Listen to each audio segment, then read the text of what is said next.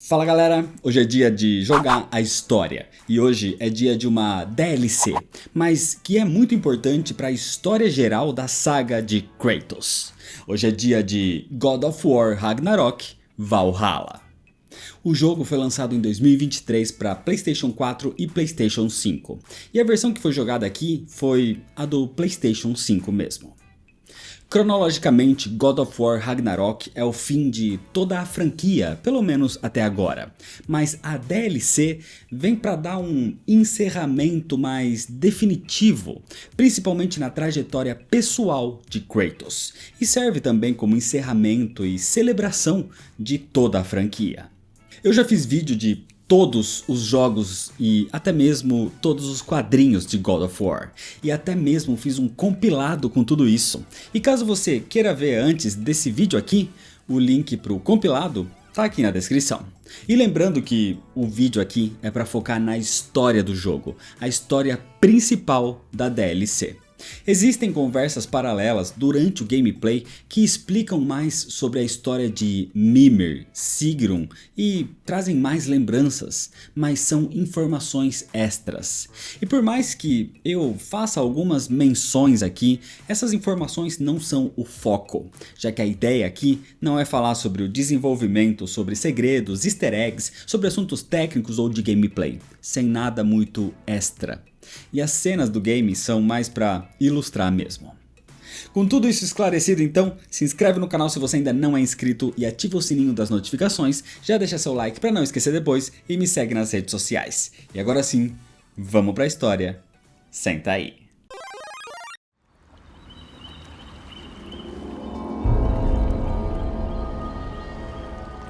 A história começa depois da vitória dos reinos contra Asgard no Ragnarok. Depois de Atreus partir numa jornada para encontrar possíveis gigantes de Jotunheim sobreviventes, onde Kratos ficou ao lado de Mimir e Freya. Agora, Kratos com Mimir navegam por águas calmas, passando ainda por destroços de Asgard. Kratos está ali porque recebeu uma carta anônima, o convidando para um lugar onde dúvidas que ainda o atormentavam seriam respondidas. Ele foi convidado para ir até o Valhalla. Kratos e Mimir chegam na Praia de Areia Preta, uma entrada secreta para o Valhalla. Mas assim que desembarcam, uma coisa acontece. Kratos perde quase todos os seus equipamentos e habilidades, ficando só com seus trajes básicos, as suas armas e o seu escudo. Aparentemente isso aconteceu por interferência daquele lugar. Mimir até comenta que era como se eles tivessem entrado num tipo de sonho. Mesmo assim, eles avançam até chegar num portão trancado, mas isso não era o suficiente para fazer Kratos desistir. O portão tinha uma inscrição, dizendo: seja o seu próprio mestre, ou interpretado também como domine a si mesmo. E então, à força, Kratos abre os portões e entra definitivamente no Valhalla. O problema é que ali dentro haviam inimigos do passado de Kratos, e ele se sentia extremamente fraco. Mesmo tentando lutar, Kratos é derrotado e morre. Mas imediatamente ele desperta de volta na Praia de Areia Preta. Só que agora ele não estava sozinho. Freya chegou ali, ao lado das Valquírias, Sigrun, Gunnar e Eir. Acontece que, depois de acabar com as ameaças restantes depois do fim de Odin, Freya decidiu focar na reestruturação dos reinos. Ela montou uma espécie de conselho, como se fosse um novo panteão para a mitologia nórdica. Um panteão que trabalharia unido pela paz e harmonia dos 8 reinos restantes. Ela escolheu alguns nomes para esse conselho, como Ildisvini e Sif, para liderarem os Vanires e Aesiris em Vanaheim. Enquanto Durlin foi escolhido para liderar os anões de Svartalfheim. E claro, ela queria Kratos nesse conselho também. Ela o queria como o novo deus da guerra nórdico. Só que esse convite deixou Kratos um pouco desconfortável, e ele não deu uma resposta. Um tempo depois, ele recebeu aquela carta anônima na sua casa, o levando até essa entrada secreta do Valhalla. De qualquer forma, Freya não iria impedir Kratos de continuar ali, mas ela e as valquírias lhe explicam um pouco mais sobre o lugar. Aquele era só um fragmento do Valhalla, um lugar que materializava as suas memórias. Kratos ficou fraco lá dentro porque era considerado um invasor. Então agora, as valquírias abrem os portões e Kratos agora é um convidado. Valhalla tem um grande nível de desafio, mas traz também grandes recompensas. E mais preparado, Kratos e Mimir entram lá mais uma vez. Os locais e inimigos ali dentro eram fragmentos das lembranças de Kratos. Nada daquilo era real, mas ao mesmo tempo eram. É por isso que o lugar parecia um sonho, cheio de neblina inclusive. Conforme avançam, Kratos e Mimir conversam sobre o convite de Freya e o seu plano de compartilhar o poder de liderança dos reinos com um conselho, em vez de centralizar o poder como era com Odin. Kratos acha isso nobre e comenta que o fato de Freya querer compartilhar esse poder é uma prova de que ela é digna dele. Mas ele não quer fazer parte disso. Ou melhor, ele tem medo de fazer parte disso. Ele não quer ser mais o deus da guerra, mesmo que seja por um motivo nobre. Depois de avançar pelas áreas do Valhalla, que recriam cenários e inimigos de Asgard, Midgard, Svartalfheim, Vanaheim, Alfheim e Jotunheim, um portal se abre para uma área superior. Cada área superior era um lugar mais profundo na memória de Kratos. E quando ele entra nesse portal, Kratos se surpreende. Ele estava diante de um trono bastante familiar. Era o trono do deus da guerra. O trono que uma vez pertenceu a Ares e depois a Kratos. E em meio ao choque de ver aquele trono, Kratos sente uma forte dor de cabeça e de repente ele estava de volta na praia. Kratos estava disposto a continuar e entrar no Valhalla mais uma vez, até descobrir quem o convidou para aquele lugar. Mas Freya diz para ele tomar cuidado. Existem regras em Valhalla. Se ele morre numa luta honrada ou chega onde Valhalla quer que ele chegue, ele vai voltar ali, naquela praia. Mas caso ele quebre as regras, ele pode morrer definitivamente. Mesmo assim, Kratos e Mimir entram mais uma vez pelos portões e passam pelos mesmos caminhos de antes. Mas dessa vez, a neblina que cobria o Valhalla sumiu e Kratos vê melhor o local, onde observa a área superior. Eram as estátuas dos juízes do submundo, os que julgam as almas dos mortos na mitologia grega. Kratos avança e chega na área superior mais uma vez. Só que ali Kratos se surpreende ao ouvir uma voz diferente na sua cintura. Mimir tinha sumido e no seu lugar estava a cabeça de Hélio, o deus do sol grego. Era o mesmo Hélio que Kratos matou arrancando a sua cabeça durante a batalha no Monte Olimpo. Mimir desapareceu e Hélio apareceu sem saber o porquê. Então Kratos não tem escolha senão seguir desse jeito, com a companhia desagradável de Hélio, que fica o tempo todo lhe dando indiretas sobre o seu passado, de como ele era um monstro. E os comentários pioram quando Kratos passa pelas correntes e pelas estátuas dos juízes do submundo. E ainda mais adiante, quando eles chegam no templo de Hélio.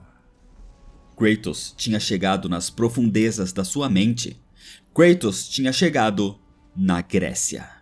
Acabando com cada vez mais inimigos do seu passado, Kratos chega na Câmara do Sacrifício, o mesmo local onde, no passado, ele deixou um soldado de Atenas para ser queimado vivo, para assim poder abrir uma passagem e avançar. Valhalla estava testando Kratos. Só que agora, Kratos coloca a cabeça de Hélio naquela jaula para ser o sacrifício. O problema é que Kratos precisa enfrentar uma horda de legionários mortos-vivos para chegar até o incinerador. E enquanto o fantasma de Esparta os enfrentava, outro elemento do seu passado se manifesta. No meio da sua fúria, ao lutar contra os seus inimigos, Kratos manifesta a Lâmina do Olimpo. Com essa super espada matadora de deuses, Kratos avança. E depois de derrotar todos os seus inimigos no caminho, ele empurra a jaula com Hélio até o incinerador. O problema é que poucos segundos antes do incinerador ser completamente acionado, Hélio desaparece e Mimir volta no seu lugar.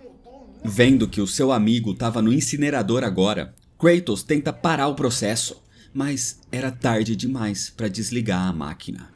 Sendo assim, Kratos quebra a jaula com as suas próprias mãos para salvar a vida de Mimir.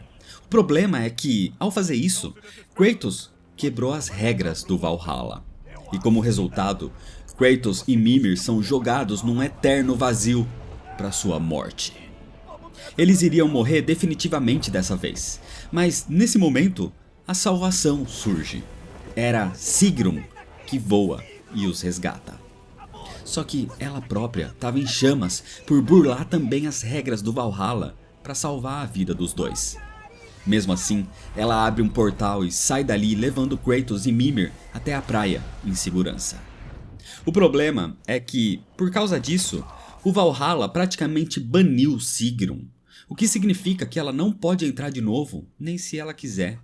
Talvez nem mesmo se Sigrun morrer, ela vai poder ser levada ao Valhalla, para o seu paraíso eterno. Na praia, Sigrun estava completamente ferida e queimada. Mas apesar disso e das preocupações de Mimir com ela, Sigrun vai ficar bem. As Valquírias vão curá-la. Mas Kratos e Mimir poderiam ter morrido de forma permanente se tivessem caído naquele vazio. Então Kratos promete que vai seguir as regras dessa vez. Mais uma vez dentro do Valhalla, eles passam pelas provações, lutando contra inimigos do passado como o selvagem Drake. Ao chegar no templo de Hélio, a cabeça de Mimir é trocada mais uma vez, e o antigo deus do sol grego surge de novo para incomodar Kratos. Depois de acabar com alguns inimigos selecionados por Valhalla, Kratos chega mais uma vez na Câmara do Sacrifício. Só que agora, Kratos faz algo diferente. Ele leva a jaula vazia até o incinerador, onde precisa destruir um ciclope no meio do caminho inclusive. E depois disso, ao invés de colocar o Hélio na jaula como fez antes, Kratos o deixa do lado de fora. Então ele liga a máquina e ele próprio entra na jaula. Dessa forma, Kratos é queimado vivo, sentindo a dor que ele mesmo causou naquele soldado ateniense anos atrás. Com isso, o Valhalla lhe mostra a dor que Kratos causou a um inocente. E com esse sacrifício, Valhalla libera o seu caminho. Kratos chega num tipo de templo grego em ruínas agora. Mimir estava de volta nesse momento, e quando Kratos se vira, ele vê o seu anfitrião, quem mandou aquela carta anônima, quem o convidou até ali. Era o antigo deus da guerra nórdico. Era Tyr, o verdadeiro dessa vez. Depois da derrota de Odin, Kratos libertou Tyr de uma prisão em Niflheim. Depois disso, Tyr andou pelos 8 reinos para entender tudo o que aconteceu, e agora ele estava ali para ajudar Kratos. Tyr sabe o que Kratos anda remoendo na sua mente, as suas dúvidas, as suas angústias. Ele entende porque ele também passou por isso. Assim como Kratos, Tyr também é um deus da guerra. E quando Tyr sofreu essas mesmas questões eras atrás, ele encontrou as suas respostas no Valhalla, quando ele atravessou o enorme portão que tinha ali. Mas para Kratos abrir esse portão, primeiro ele deveria se provar. Se provar derrotando Tyr num combate. Assim, os dois deuses da guerra se enfrentam. Eles fazem o que fazem de melhor. Eles evoluem lutando. Porque lutar ocupa o corpo enquanto a mente faz o resto. Era uma luta amistosa, mas séria. Uma luta entre guerreiros, entre deuses. E essa luta termina com a vitória de Kratos. Tyr estava satisfeito e aceita sua derrota. Tyr acredita que Kratos estava pronto para abrir o portão agora. Mas quem realmente pode dizer se ele está pronto ou não é o próprio Kratos. Só que ao empurrar o portão, ele hesita. Ele sente uma grande dor de cabeça nesse momento e é mais uma vez puxado para fora do Valhalla, dizendo que ainda não estava pronto. Mas Tyr responde que vai ajudá-lo. De volta na praia, Kratos e Mimir se preparam para voltar ao Valhalla. Ao entrar, Kratos e Mimir escutam a voz de Tyr agora. Eles podiam se comunicar durante essa provação. Assim, Kratos continua seu combate contra inimigos antigos, mas ao passar pela Sala do Trono, ele encontra um elemento do passado do fantasma de Esparta. Era a Pedra do Juramento de Kratos. A pedra que representava a promessa que Kratos fez com Ares. A pedra que era mantida por Orcus, que ele quebrou anos atrás. Kratos vê as memórias da sua vida, o momento em que pediu ajuda a Ares, o antigo deus da guerra grego, para ganhar poder e derrotar Auric, o rei dos bárbaros. Foi nesse dia que Kratos vendeu a sua alma.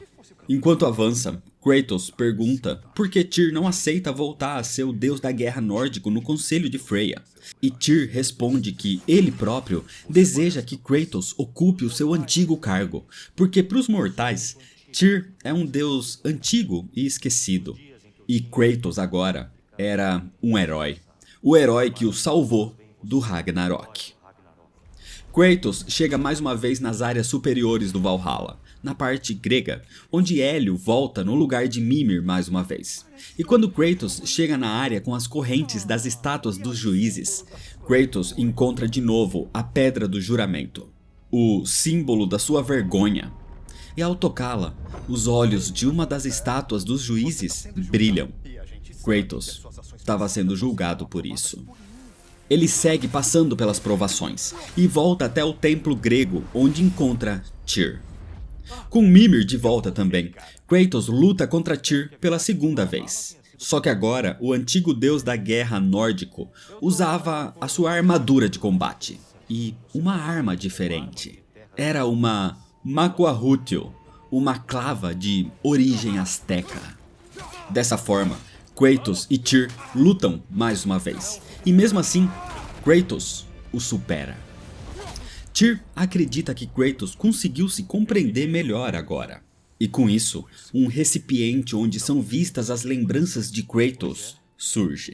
Mas Kratos percebe que ele não mostra só lembranças. Ele permite ter uma perspectiva maior das coisas. No começo da sua carreira, Kratos era um general espartano respeitado pela sua força e brutalidade. E foi assim que muitos o seguiram. Ele fez um pacto com Ares para eliminar os seus inimigos, e isso foi o estopim de todos os males que ele causou depois. Kratos achava que tinha feito isso porque era orgulhoso e ambicioso. Mas se ele não tivesse feito o pacto, a horda de bárbaros teria matado ele e o seu exército. E como consequência, as suas terras teriam sido invadidas e o seu povo teria sido morto e violado. Kratos fez um pacto com o deus da guerra e se tornou um raivoso servo de Ares. Mas ao fazer isso, ele cumpriu seu dever de proteger Esparta. Não tinha como saber naquela época o que esperava por Kratos depois do seu pacto. Sendo assim, a questão não é perdoar as suas ações, mas sim aceitá-las. Kratos tem muito no que pensar depois dessa reflexão, mas ele pretende continuar. Então, ele volta até a praia. Na praia, Kratos conta para Sigrun que o seu anfitrião é Tyr. E Freya fica confusa ao saber disso. Mas Kratos diz que aquilo é necessário para um autoconhecimento.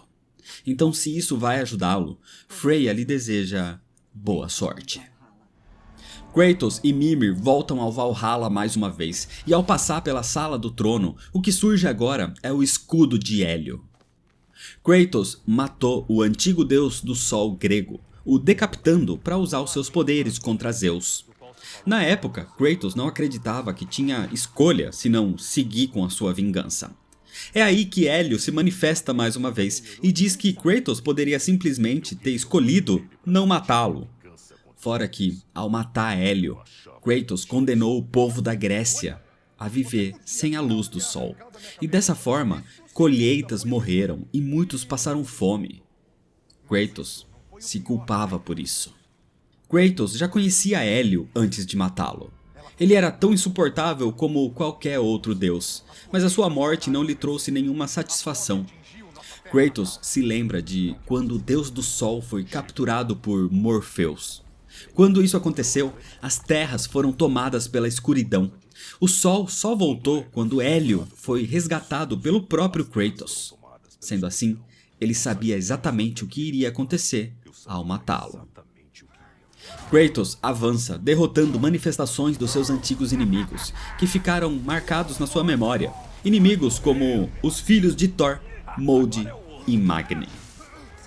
De volta às correntes dos juízes, Kratos encontra o escudo de Hélio mais uma vez. Escudo esse que ele também usou na missão de resgatá-lo de Morpheus. E assim como foi antes, os olhos dos juízes voltam a brilhar. Kratos estava sendo julgado mais uma vez. Ao continuar, Kratos então chega de novo ao encontro de Tyr. E há mais uma luta. Tyr agora usa novas armas. Armas de uma terra distante. Ele usa um par de espadas de origem egípcia chamadas Koshep. Mesmo assim, Kratos vence. E mais uma vez ele observa suas memórias de outra perspectiva. Depois que resgatou Hélio das mãos de Morpheus e restaurou o sol na Grécia, Kratos caiu para sua morte e foi salvo pelo próprio Hélio. E isso aconteceu antes de Kratos se voltar contra os deuses. E foi só depois que Kratos matou o próprio Hélio. Kratos lidou com isso da pior forma possível na época, mas ele se culpa pelas consequências dos seus atos. Só que ele era imaturo, e o próprio Kratos sabe disso agora. Então ele se desculpa com Hélio pelo que fez. Agora, as coisas eram diferentes. Ele está mais forte e mais sábio. Kratos não faria isso de novo. Dessa forma, um reflexivo Kratos volta para a praia de novo. Assim como das outras vezes, Kratos volta e entra no Valhalla mais uma vez. Durante todas essas provações, Kratos vai encontrando itens pelo caminho que o lembram de eventos anteriores do seu passado. Como por exemplo, a chave que ele pegou do capitão durante a batalha contra a Hidra no mar Egeu. Uma lembrança de como Kratos foi cruel, onde poderia ter resgatado o capitão, mas em vez disso, ele o empurrou para sua morte. Uma morte desnecessária. E de todas as mortes sem sentido causadas por Kratos, essa talvez seja a que ele mais se sente culpado. Kratos também encontra em outras passagens pelo Valhalla a flauta de Calliope, e ele lembra da noite em que matou a sua esposa e filha. E da vez em que ele teve que rejeitar Calliope nos Campos Elíseos. Mesmo que isso tenha sido feito para seguir em frente e destruir Perséfone, evitando a destruição dos campos. Kratos também lembra de Lisandra, e Mimir também fala sobre a sua relação abalada com Sigrun. Mimir ama Sigrun, só que quando ela confessou seu amor por Mimir, Mimir a rejeitou, porque ele não se considerava à altura dela. De qualquer forma, essas conversas paralelas não tiravam o foco de Kratos da sua missão principal. Ainda mais quando ele encontra agora na Sala do Trono uma pequena estátua de Pandora. E nas lembranças ele vê a imagem de Pandora e da sua caixa. Kratos abriu a caixa de Pandora para ter o poder necessário para matar Ares. Mas ao fazer isso, ele também libertou os males do mundo que afetaram os deuses gregos, resultando nas suas loucuras e nos acontecimentos posteriores. Quanto a Pandora, ela era a chave para abrir a caixa, e o seu pai, Hefesto, morreu tentando protegê-la do próprio Kratos. Kratos se afeiçoou à garota na época, porque ela o lembrava da sua falecida filha Calliope. Pandora era inocente e não merecia ter sido sacrificada da forma que foi. Ela era uma das poucas que conseguia conversar com Kratos naquela época, quando ele estava cego pela sua vingança. Ela foi uma luz de esperança na época mais sombria do fantasma de Esparta. O plano de abrir a caixa era de Atena, e Kratos não sabia das consequências. Mas Kratos não se importava com as consequências. Ele só queria poder para matar Ares. Continuando no Valhalla, chegando na área superior, na frente das correntes, Kratos encontra mais uma vez a estátua de Pandora. E mais uma vez, os olhos dos juízes brilham. Mais uma vez, Kratos é julgado. Agora, Kratos chega no templo grego onde encontra Tyr de novo. E num novo combate, Tyr mostra uma última arma de terras distantes que conseguiu. Uma espada de origem japonesa, uma katana. Kratos e Tyr lutam, e os dois usam todos os seus poderes e habilidades, todas as suas armas e as suas fúrias. E desse jeito, Kratos é o vencedor. Com isso, eles analisam as lembranças de Kratos sobre a caixa de Pandora. Depois que os males saíram da caixa, o que sobrou lá foi a esperança. O poder que ficou em Kratos e que, no final, ele escolheu devolver ao mundo. No final, mesmo tendo matado os deuses e condenado o mundo grego à devastação, Kratos estava disposto a se sacrificar para que os mortais usassem o poder da esperança para a reconstrução. Ele sobreviveu, assim como a esperança também sobrevive. Independente dos males que tinham na caixa, sentimentos como esperança, medo, amor e ódio existem em cada uma das pessoas. A questão é qual emoção você vai deixar guiar as suas ações. Zeus fez o que fez porque deixou o medo tomar conta. Kratos restaurou o mundo grego porque manteve a esperança. Entendendo isso, Kratos diz que está finalmente pronto para abrir aquele portão. Ao atravessar a última porta, Kratos se vê diante de quem ele mais despreza. Kratos se vê diante dele próprio, mais novo. O fantasma de Esparta, o antigo deus da guerra. Ele estava diante de Kratos, o matador de deuses, o destruidor de mundos. Sozinho, diante da imagem do seu passado obscuro, Kratos reflete. Kratos se lembra da sensação que foi tomar o trono de Deus da guerra, a sensação e o poder que isso trouxe para ele. Mas Kratos era um deus da dor, do sofrimento, da destruição, um deus dos tolos. Um jovem imaturo e revoltado que resolvia tudo com violência. Kratos olha para aquela pequena estátua de Pandora e lembra das suas palavras. A esperança existe quando todo o resto está perdido. E isso foi o que sempre manteve Kratos seguindo em frente. Kratos diz que não existe perdão para ele, para o seu passado. Kratos perdeu tudo e todos, e tudo que ele fez depois foi sua escolha. Sendo assim, esse mesmo homem que foi um jovem raivoso tem o direito de aceitar assumir mais uma vez um posto de poder? Kratos saiu do mundo grego exatamente para fugir desse fardo. Mesmo que aquela pintura dos gigantes tenha previsto um caminho em que Kratos seria um deus adorado pelo povo, o próprio Kratos ainda não se considerava merecedor disso. A destruição do mundo grego foi consequência das suas próprias razões egoístas.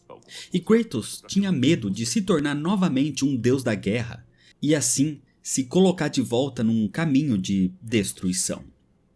Mas existe outro caminho, o da liderança, como ele fez na luta contra Odin no Ragnarok.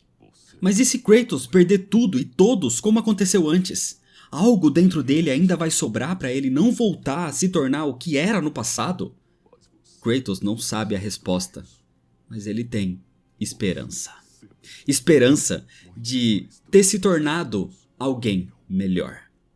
O Kratos do passado era cruel, arrogante e egoísta. Mas agora, ele é mais que isso. E ao perceber isso sobre si mesmo, Kratos olha mais uma vez para o trono. E ele estava vazio. O Kratos do passado se foi. Ele ficou no passado. Não tem como apagar quem ele foi, mas tem como deixá-lo para trás. Ele não tem mais as mesmas motivações de antes, ele é um novo Kratos. Sendo assim, ele se aceita e senta no trono vazio. Ele aceita o seu passado e tem esperanças de que o seu futuro vai ser diferente. O Valhalla o ajudou, lhe mostrando que nem sempre Kratos foi só egoísta ou cruel. Ele também teve esperança de estar fazendo algo bom. E assim, Kratos conseguiu a autoaceitação que precisava. Agora, ele vai ficar sentado ali por um tempo, no mundo nórdico, onde Kratos vai se tornar um novo deus da guerra. E é desse jeito que termina a história.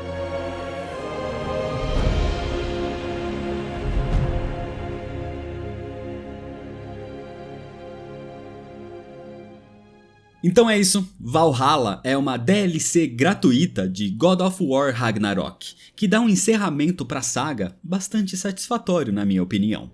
Eu particularmente gostei bastante da história, por mais que o modo de gameplay dessa DLC seja um roguelite, que é um estilo que eu particularmente não gosto muito.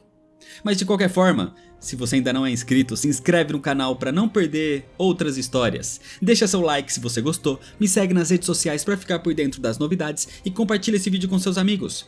Muito obrigado, valeu e até mais.